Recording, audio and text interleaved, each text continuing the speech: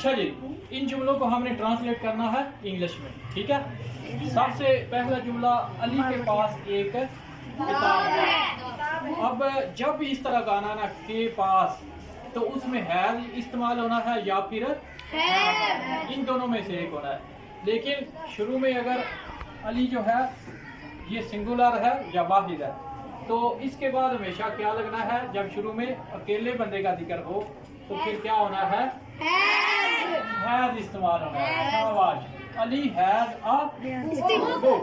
Ali has a book. Ali के पास एक किताब है। किताब। नेक्स्ट जुमले पर आ गए। जैन मेरा दोस्त है। जैन, जैन के साथ इज लगेगा या आर लगेगा? इज क्यों लगेगा? क्योंकि अली जैन एक है, तो इसलिए इज लगेगा। अगर यहाँ पर जैन एंड अली हो तो फिर यहाँ पर इज लगेगा।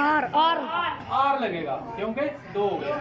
अच्छा जी, एक के लिए इज लगेगा। इज माई फ्रेंड, ठीक होगा। नेक्स्ट, जैन के पास कुछ फूल है। कुछ फूल है। अब इसके साथ जैन के साथ हैज होगा या हैज होगा, क्योंकि अकेला है। Some flowers. अब कुछ होता है ना, कुछ पानी, कुछ फूल, कुछ दरख्त, कुछ किताबें, इनके लिए हम यूज करते हैं सम। जैन हैज सम फ्लावर्स, एस भी होगा यहाँ पर। अच्छा जी, अली के पास एक गेंद है। अली के पास एक गेंद है। अली के साथ हैज लगेगा या हैज अ बॉल। ओके जी, हमारे पास एक आइडिया है। अब यहाँ पर हमारे आ गया, ये हमारे के लिए वी लगा जी। वी हमारे के लिए क्या लगेगा? वी हमारे का पास है।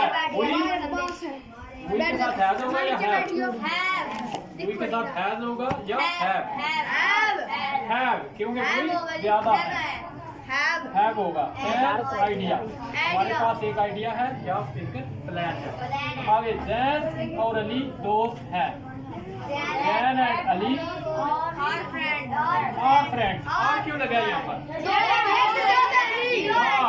क्योंकि एक से ज्यादा बंदों का शुरू में जिक्र हो रहा है, तो इसलिए यहाँ पर आर इस्तेमाल होगा। अगर सिर्फ यहाँ पर जैन दोस्त है या अली दोस्त है, तो फिर क्या होता है? अली इज अ फ्रेंड, ठीक है। अब यहाँ पर दो है या दो से ज्यादा हो, तो फिर क्या होगा? आर फ्रेंड, ठीक है।